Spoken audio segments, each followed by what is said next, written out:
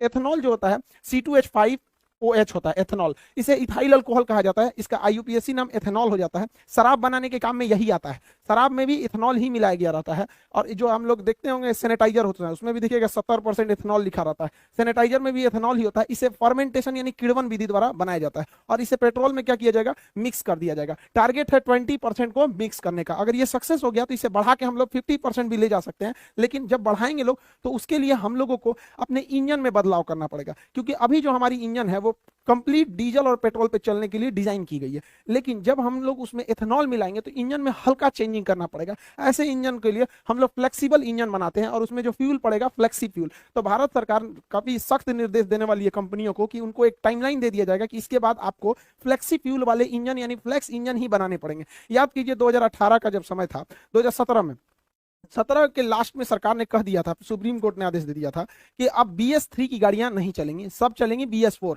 रातों रात बेच के हटाना पड़ा कंपनियों को। उसी तरह सरकार भी इन लोगों को अभी वार्निंग दे रही है, फिर कभी सख्त आदेश देगी, उसके बाद एक बार फैसला सुना देगी तो सारी कंपनियों को अपने BS6 के जगह फ्लेक्सी फ्यूल डालना पड़ेगा। इससे काफी ज्यादा फायदा होता है फ्लेक्सी फ्यूल से। सबसे पहला कि प्राइस घट जाएगा, पेट्रोलियम का प्राइस इसलिए घटेगा क्योंकि बाहर से मंगाना नहीं है, हम लोग का प्राइस घट जाएगा। दूसरा कि फ्लेक्सी फ्यूल अगर रहेगा, एथेनॉल रहेगा, तो एथेनॉल में पोल्यूशन कम होता है। आज जो ग्लोबल वार्मिंग, प्रदूषण की समस्याओं को हम लोग लेके झूल रहे हैं, उनके लिए ये काफी अच्छा, ये किफायती रास्ता हो जाएगा हम लोग के लिए एथेनॉल ब्लेंडिंग। और इसके लिए हम लोग को एथेनॉल का प्रोडक्शन बहुत बढ़ाना पड़ेगा। प्रति वर्ष 500 करोड़ लीटर एथेनॉल का उत्पादन करना पड़ेगा। सोचिए 500 करोड़ लीटर। अब इतना एथेनॉल का उत्पादन करेंगे तो रोजगार भी मिलेगा। बाहर अगर अकेले बिहार में 4 से 5 एथेनॉल प्लांट लगा दिए गए, इससे हजारों लोगों को रोजगार मिलेगा। देखिए रोजगार डायरेक्ट कम दिखता है, इनडायरेक्ट बहुत ज्यादा लोगों को रोजगार दिखता है। तो कहीं पे भी अगर देखिएगा किसी एरिया में अगर वहां 20 भी फैक्ट्री आ गई ना, 20 फैक्ट्री, तो कम से कम 10,000 लोगों को रोजगार मिल जाएगा। तो आप ये मत देखिए कि 500 करोड़ लीटर प्रति वर्ष, इससे डायरेक्टली और इनडायरेक्टली बहुत लोगों को रोजगार मिलेगा, क्योंकि उसका एक पूरी तरह सप्लाई चेन बन जाएगा। कैसे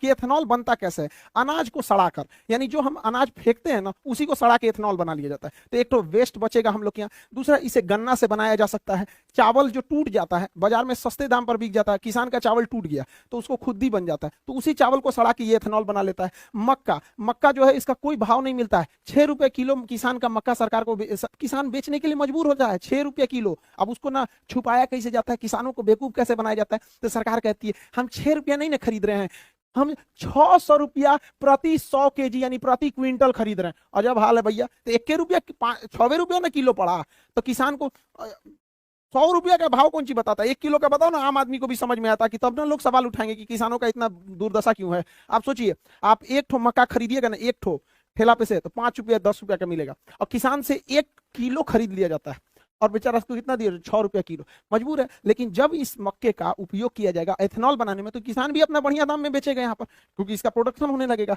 जौ जौ कोई बोलता नहीं है जल्दी हमारे यहाँ। पराली जो जला दिया जाता है, धान की भूसी जो होती है या फिर जो पुआल होता है जला दिया जाता है, उसे सड़ा के इथेनॉल बना लिया जाएगा। अब इतना एथेनॉल बनेगा तो रोजगार भी मिलेगा, और हम लोग जो पेट्रोल खरीदते हैं उससे अच्छा हम किसानों से खरीदेंगे। जो पैसा आज हमारा फॉरेन रिजर्व गल्फ कंट्रियों को जाता है पेट्रोलियम का भुगतान करने के लिए, वो पैसा हमारे किसानों के यहाँ जाएगा। किसान आगे बढ़ेंगे, हमारे यहाँ उनके बाल बच्चे पढ़ेंगे, वो भी आगे बढ़ेंगे यहाँ पर, तो ये देश के लिए काफी अच्छा होगा। इसलिए भारत सरकार को इस पर बहुत ज्यादा मतलब प्राइम फोकस करके रखा हुआ है भारत सरकार। लेकिन एक बार जरा अपने दिमाग से सोचिए, ये चीज तो पूरी दुनिया में सक्सेस है और भारत में भी सक्सेस होगी, तो धीरे धीरे गन्ना शिफ्ट हो जाएगा किधर, एथेनॉल प्लांट में। और जैसे गन्ना ज्यादा एथेनॉल प्लांट में शिफ्ट होगा, चीनी का प्रोडक्शन घटेगा, उसका प्राइस बढ़ जाएगा। तो भारत सरकार को एथेनॉल और चीनी दोनों को बैलेंस करके रखना है। इसलिए भारत सरकार ने चीनी के निर्यात पर बैन लगा दिया, कहा कि हम चीनी बेचेंगे ही नहीं, क्योंकि फिलहाल जो चीनी है उसी को हम लोग स्टॉक करके रखेंगे, ताकि हम जो आने वाले सीजन में जो गन्ना निकलेगा उसमें ज्यादातर गन्ने को एथेनॉल प्लांट में भेजा जाएगा। अब ज्यादातर को भेज देंगे, चीनी के लिए नहीं बचेगा। भारत में महामारी हो, पूरा भयानक, कम महंगाई है भारत में, तो चीनियों महंगा हो जाएगा यहाँ पर, इसलिए इस पर निर्यात पर रोक लगाया गया। हालांकि भारत में चीनी का प्रोडक्शन बहुत ज्यादा है, चीनी का प्रोडक्शन 35 मिलियन टन है हम लोग के पास चीनी का प्रोडक्शन। हालांकि इसका उत्पादन जो है वो 27 मिलियन टन है, यानी 8 मिलियन टन एक्स्ट्रा हमारे पास है। 35 मिलियन टन उत्पादन है, 27 मिलियन टन चीनी का उपभोग है। चीनी का डेली रेगुलर बेसिस पे उपभोग होता है हम लोग के यहाँ, चाय में होता है, बिस्किट में होता है, तरह तरह की कैंडी मिठाइयाँ छोटे बच्चों के लिए खाने के लिए आता है, लेमचूस उमचूस, यहाँ पर मिठाई देखिएगा, जलेबी, रसगुल्ला, जितना सब चीज में चीनी पड़ता है हमारे यहाँ चीनी। और जो पैकेट वाली सामानें बिकते हैं, कभी मंच तुका दुकाई कीट कैट उटकेट, ये सब छोटका लड़का ज्यादा जानता होगा सब, हम लोग को कौन सी पता है सब। मतलब वो सबको। तो यहाँ पे जो है ना, ये इस सब में चीनी पड़ता है। तो चीनी का हमारे यहाँ डिमांड बहुत ज्यादा है, 27 मिलियन टन प्रतिवर्ष डिमांड है। तो हम लोग के पास 35 मिलियन टन उत्पादन है, 27 मिलियन टन खर्च है, यानी बफर स्टॉक में हम लोग के पास अभी भी 8 मिलियन टन जमा है। बफर स्टॉक किसे कहते हैं? सरकार जो अनाज को सरप्लस उत्पादन के समय जमा कर लेती है गोदामों में, उसे बफर स्टॉक कहा जाता है। बफर स्टॉक रखने की जिम्मेदारी फूड कॉर्पोरेशन ऑफ इंडिया को है, एफसीआई को है। बड़े बड़े गोदाम होते हैं, इसी में रखा जाता है, छोटा मोटा नहीं, बड़ा सा गोदाम होता है, इसे ही कहा जाता है बफर स्टॉक। इसलिए भारत सरकार क्या की है, फ्यूचर प्लानिंग में बैलेंस न गड़बड़ाए महंगाई का और सप्लाई का, इसलिए इस पर बैन लगा दिया गया। अभी आप देखे होंगे चीनी पे बैन लगा दिया गया, गेहूं पे बैन लगा दिया गया, चावल पर बैन लगा दिया, क्योंकि टूटे हुए चावल से भी मेथनॉल बन जाता है। अभी तुर्की जो है गेहूं को वापस कर दिया, देखिए बहाना करके कि इसमें वायरस था। तो जो अफगानिस्तान के लोगों के लिए वायरस नहीं है, आईएमएफ कह रहा है कि प्लीज गेहूं दे दीजिए, ये लोग को बहुत बड़ा दिमाग हुआ है। ये एक्चुअली देखिए क्या है कि तुर्की क्या देख रहा है कि वो रूस के करीब है।